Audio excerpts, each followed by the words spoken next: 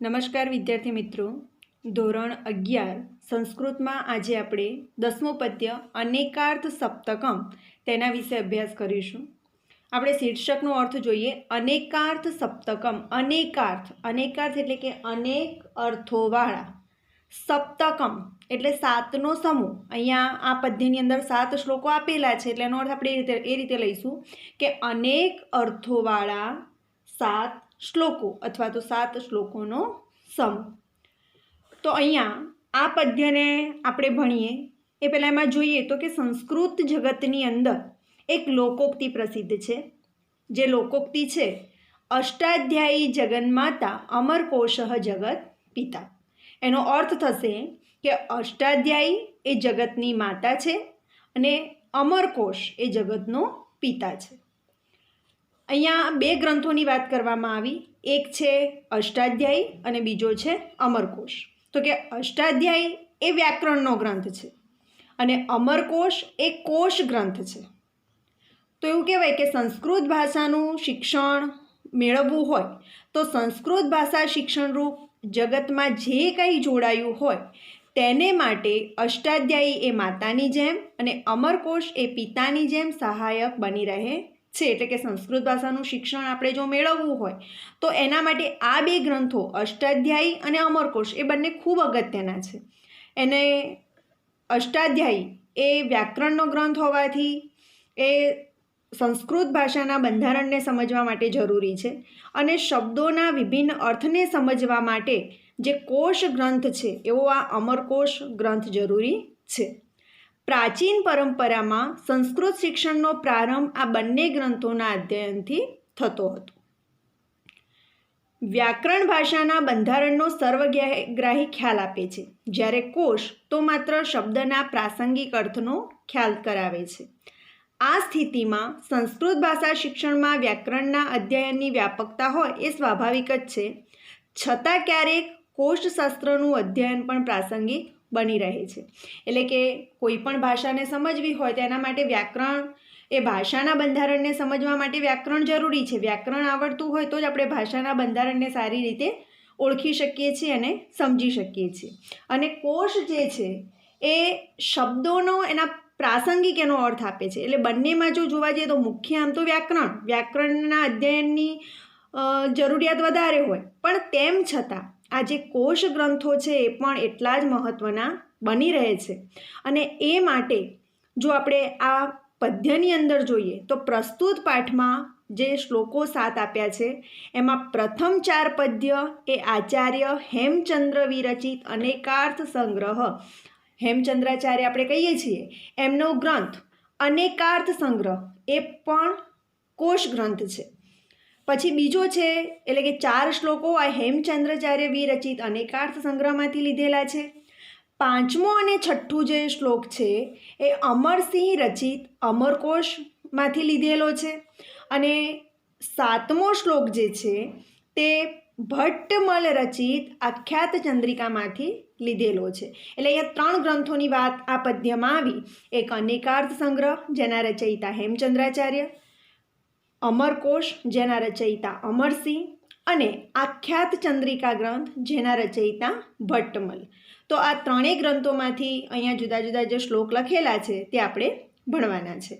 હવે અહીંયા આપણે શ્લોકને સમજીએ તો અહીંયા જે શ્લોકની વાત કરીએ ક્રમશઃ ટૂંકમાં, તો કે પ્રથમ જે શ્લોક છે, પ્રથમ શ્લોકની અંદર ક વર્ણના જુદા જુદા અર્થ આપેલા છે અને બીજા પદ્યની અંદર એ જ રીતે અજ શબ્દના અર્થ બતાવ્યા છે.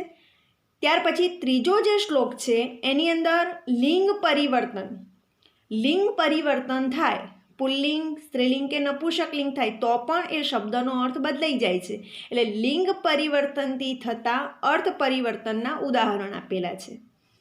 ચોથા શ્લોકની અંદર, ચોથા પદ્યની અંદર જે સંભાષણ સંદર્ભે વપરાતા જે અવ્યય પદો છે એનો અર્થભેદ બતાવવામાં આવ્યો છે.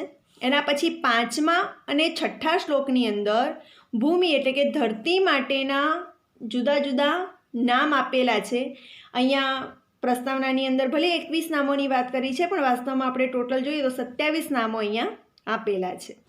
એના પછી છેલ્લું જે 7મું પદ્ય છે, એટલે 5મા અને 6મા ધરતી માટેના જે જુદા જુદા નામો એના પર્યાય નામો વપરાય છે એની વાત છે. 7મા શ્લોકની અંદર ક્રિયાપદના જુદા જુદા અર્થોને સંસ્કૃત કોશકારો કેવી રીતે મૂકે છે એનું ઉદાહરણ આપેલું છે, એનો નમૂનો આપેલો છે. અને આ રીતે આ પાઠના અધ્યયનથી સમયાંતરે અસ્તિત્વમાં આવતા પદાર્થોના નામકરણ કરવાની સંસ્કૃત ભાષાની પદ્ધતિનો પણ ખ્યાલ આવી શકે એમ છે. તો આ રીતે અહીંયા ઉદાહરણરૂપ જે આ મૂકેલા છે શ્લોકો એને આપણે સમજીએ. અને અહીંયા જેટલા પણ આ 7 શ્લોકો આપેલા છે એ બધા જ અનુષ્ટુપ છંદમાં રચાયેલા છે. હવે આપણે ક્રમશઃ એક પછી એક શ્લોકને જોઈએ. અહીંયા પહેલો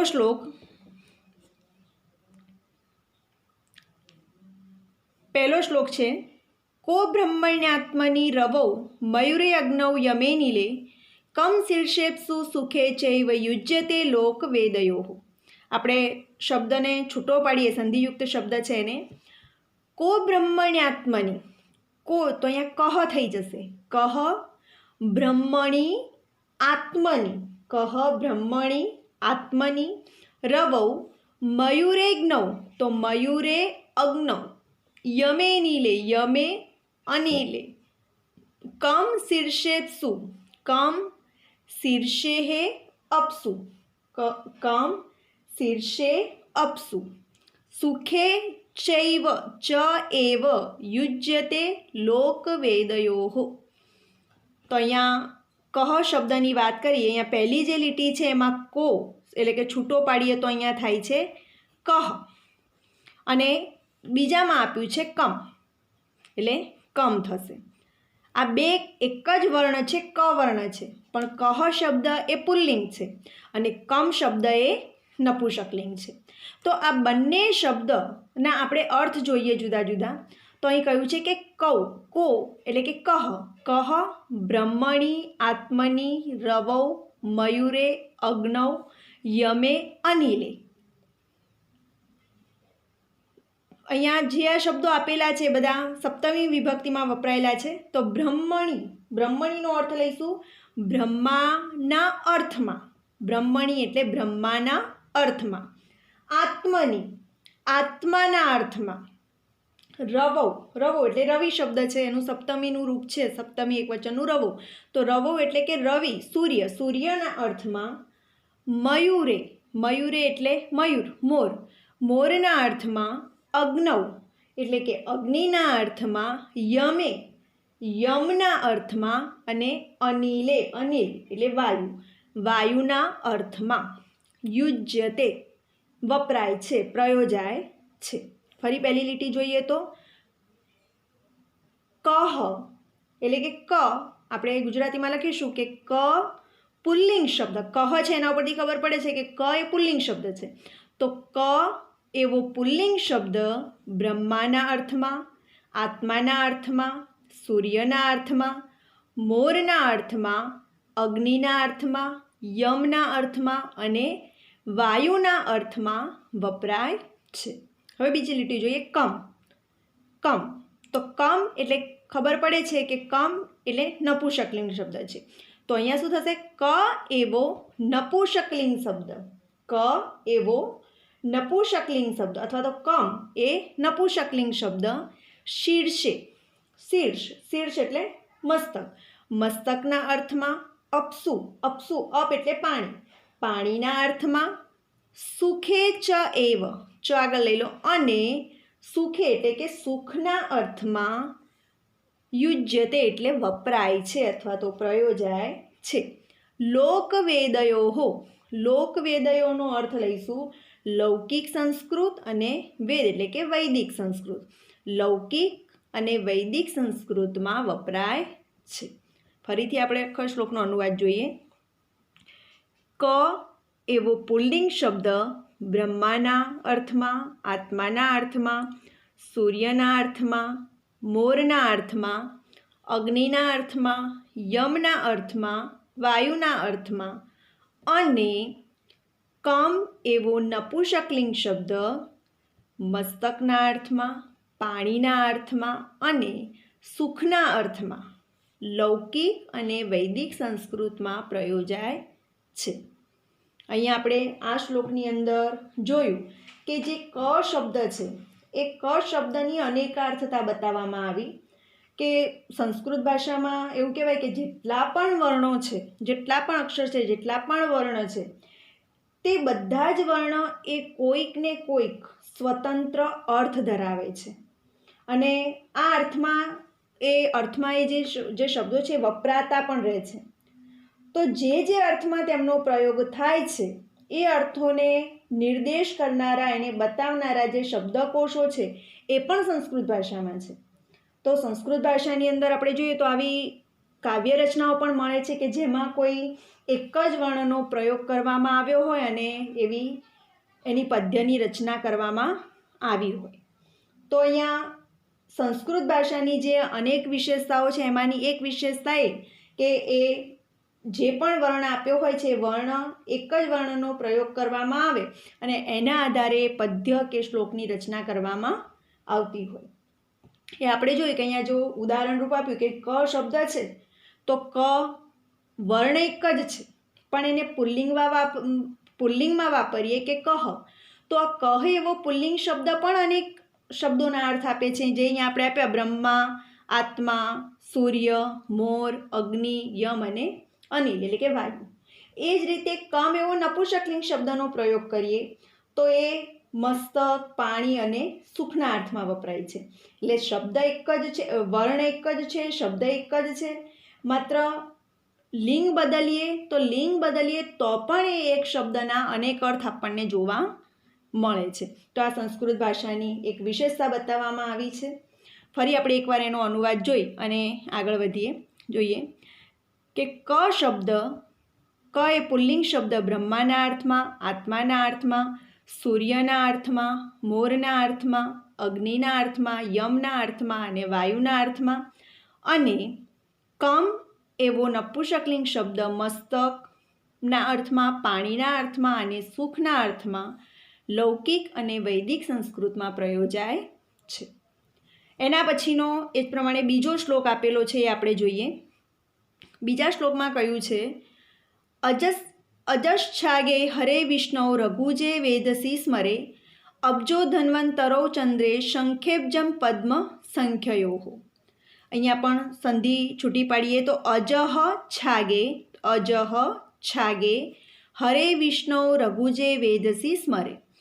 અબ્જો ત્યાં સંધિ છૂટી પડશે, અબ્જહ ધન્વંતરો ચંદ્રે શંખે અબ્જમ પદ્મ સંખ્યયોઃ. તો અહીંયા પહેલો શબ્દ આપ્યો છે અજહ.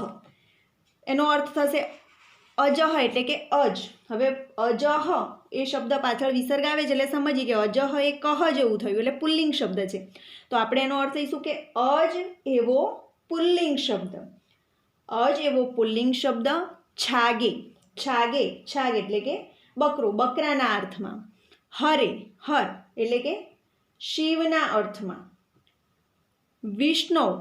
વિષ્ણુના અર્થમાં. રઘુજે એટલે કે રઘુથી એટલે કે રઘુથી જન્મેલા પુત્રના અર્થમાં. એટલે રઘુ રાજા જે થયા, રઘુવંશની અંદર આપણે રઘુવંશ કહીએ છીએ, તેમાં રઘુ રાજા થઈ ગયા, એમના પુત્રનું નામ એટલે અજ રાજા. તો રઘુથી જન્મેલા પુત્રના અર્થમાં. વેદસી એટલે કે બ્રહ્માના અર્થમાં. અને સ્મરે એટલે કે કામદેવના અર્થમાં વપરાય છે. ફરી કે અજ એવો અથવા અર્થમાં છે એ પણ લઈ શકાય કે અજ એવો પુલ્લિંગ શબ્દ બકરાના અર્થમાં, શિવના અર્થમાં, વિષ્ણુના અર્થમાં, રઘુથી જન્મેલા તેમના પુત્રના અર્થમાં, બ્રહ્માના અર્થમાં અને કામદેવના અર્થમાં છે. પછી બીજી લીટીમાં કહ્યું છે અબ્જહ ધન્વંતરો ચંદ્રે. અબ્જહ એટલે અબ્જ. અહીંયા ઉચ્ચારણ આપણે જોવા જોઈએ તો અજ અને અબ્જ બંનેનું થોડું સરખું આવે છે, સામાન્ય એક સેજ ફેરફાર છે. તો આપણે અહીંયા અજ શબ્દના અર્થ જોયા. હવે બીજી લીટીમાં અબ્જ શબ્દના અર્થ આપ્યા છે કે અબ્જ. તો અબ્જ એવો પુલ્લિંગ શબ્દ, અબ્જ એવો પુલ્લિંગ શબ્દ ધન્વંતરો એટલે કે ધન્વંતરીના અર્થમાં, ધન્વંતરી એટલે જે આયુર્વેદ શાસ્ત્ર છે એના પ્રવર્તક, તો એ ધન્વંતરી કહેવાય. તો કે આયુર્વેદના પ્રવર્તક એટલે ધન્વંતરી, ધન્વંતરીના અર્થમાં, ચંદ્રે એટલે કે ચંદ્રના અર્થમાં, અને શંખે શંખના અર્થમાં છે. અબ્જ પુલ્લિંગ શબ્દ ધન્વંતરીના અર્થમાં, ચંદ્રના અર્થમાં અને શંખના અર્થમાં છે. અબ્જમ એટલે અહીંયા નપુંસકલિંગ શબ્દ થઈ ગયો. અબ્જ શબ્દ એ જ છે, અબ્જ, પણ અનુસ્વાર છે, મન ઉચ્ચારણ થયું એટલે નપુંસકલિંગ શબ્દ છે. તો અબ્જ એવો નપુંસકલિંગ શબ્દ પદ્મ સંખ્યયો, પદ્મ સંખ્યયો દ્વંદ્વ સમાસ છે. પદ્મ એટલે કે કમળ અને સંખ્ય એટલે કે સંખ્યા, તો કે કમળ અને સંખ્યાના અર્થમાં છે. સંખ્યા આપણે અબજ કહીએ છીએ, એક અબજ, તો અબજ એ આપણે સંખ્યાના અર્થમાં વાપરીએ છીએ. તો અબ્જ એવો નપુંસકલિંગ શબ્દ કમળ અને સંખ્યાના અર્થમાં છે.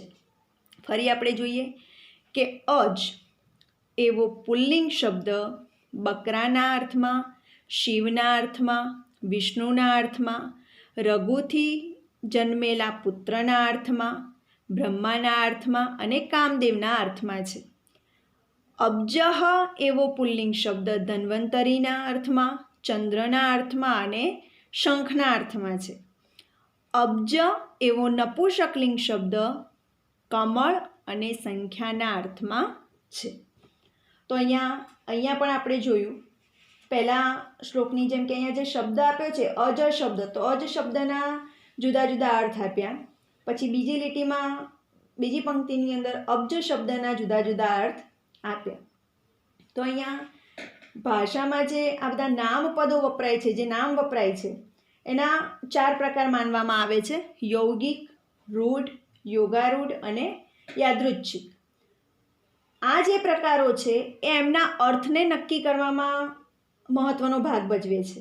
જેમ કે આપણે જોઈએ કે અજહ શબ્દ છે, તો અજ એ પદને જ્યારે યૌગિક માનવામાં આવે, તો યૌગિક માનવામાં આવે એટલે એનો અર્થ શું થાય? અજહ એટલે ન જાયતે સહ, જે ઉત્પન્ન થતો નથી તે, અને એ અર્થમાં એને અર્થ આપ્યો છે વિષ્ણુ. તો કે વિષ્ણુના અર્થમાં એટલે વિષ્ણુ કદી ઉત્પન્ન થયા નથી, નિત્ય છે. તો આ રીતે જેનો ઉત્પત્તિ નથી, જે નિત્ય છે, એને યૌગિક કહેવાશે. એને રૂઢ માનવામાં આવે, તો કે અજ શબ્દને જ્યારે રૂઢ માનવામાં આવે તો એ બકરો એવો અર્થ આપે છે. એને યાદૃચ્છિક માનવામાં આવે ત્યારે રઘુના પુત્ર, રઘુ જેવો અર્થ આપે છે. કારણ કે અજ એવું નામકરણ જે છે એ જો એની માતા પિતાની ઈચ્છાથી થયું હોય તો એ વ્યક્તિવાચક નામ જ્યારે બનતું હોય ત્યારે યાદૃચ્છિક બને છે. એટલે સંસ્કૃત ભાષામાં આ એક જ શબ્દ છે અજ, એ યૌગિક પણ બને છે, રૂઢ પણ બને છે, યાદૃચ્છિક પણ બને છે. જુદા જુદા અર્થમાં એનો ઉપયોગ થાય છે. એ જ રીતે અબ્જ શબ્દ છે તો એ પુલ્લિંગ અને નપુંસકલિંગમાં જુદા જુદા અર્થો આપે છે. જેમ કે એની વ્યુત્પત્તિ જોઈએ તો કે અબ્જ એ યૌગિકના રૂપમાં જોઈએ તો ધન્વંતરીનો અર્થ આપે છે અને પાણીનો પણ અર્થ આપે છે. જ્યારે નપુંસકલિંગમાં જોઈએ તો એ કમળનો અર્થ આપે છે. તો આ રીતે એ પણ ત્યાં યૌગિક શબ્દ આપણે કહી શકીએ છીએ.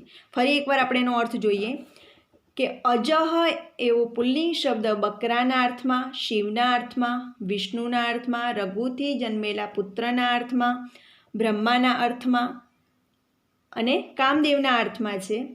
અબ્જ એવો પુલ્લિંગ શબ્દ ધન્વંતરીના અર્થમાં, ચંદ્રના અર્થમાં અને શંખના અર્થમાં છે. અને અબ્જ એવો નપુંસકલિંગ શબ્દ કમળ અને સંખ્યાના અર્થમાં છે. અસ્તુ.